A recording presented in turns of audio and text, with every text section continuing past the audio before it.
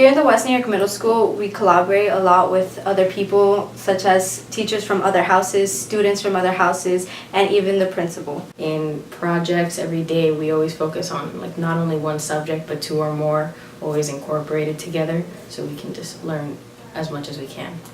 Last year, we had a project in our math class, which was a mini Shark Tank. For example, like in social studies, we had a project where we had to do data analysis about presidents, which is basically mixing history and math together.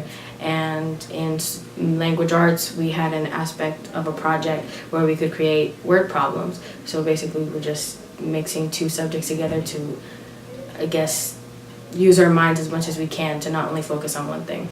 Our math teacher allowed us to talk with our language arts teacher about writing our sales pitch. When you get a job, you can't only focus on one thing. You have to be well-rounded, and you have to basically know about everything so you can be efficient in what you're doing. And in math class, we would talk about all the prices and how much percentage the investors would get.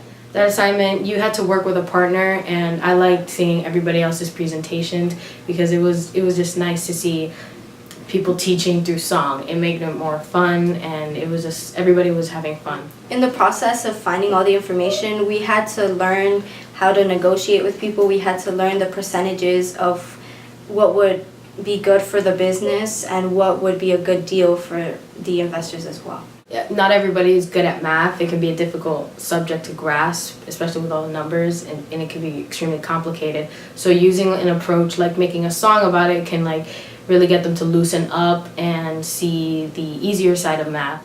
For the real world, you'll have to, you can't always get what you want. So you may need to negotiate, or if you do choose to become an inventor when you grow up, it would be a valuable skill to know.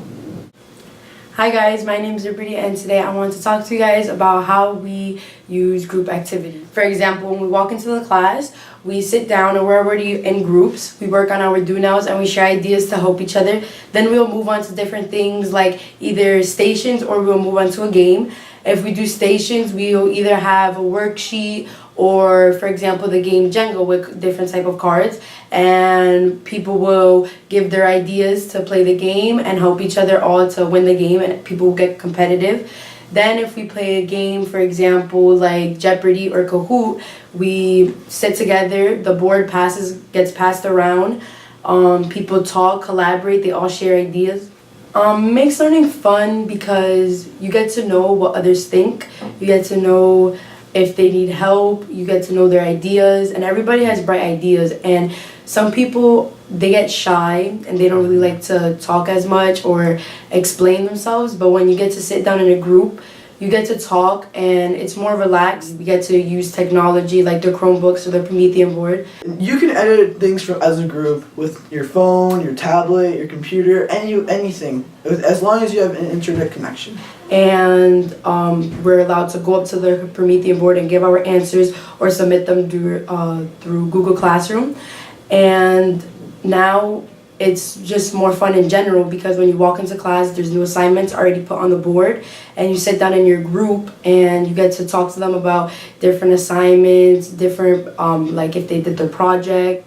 Nowadays, if our teachers want to post something or tell us anything, they could do it directly to us. For example, the Remind app, the teacher basically has a number and they'll text us like, oh, don't forget, you have to do this ed puzzle or you have this homework. And it makes kids actually want to do it because like, oh, look, my teacher reminded me I should do it. I have no excuse not to do it, to come in tomorrow empty-handed. You can be sick or be in a different state or country, and you can still work on this together and as a group.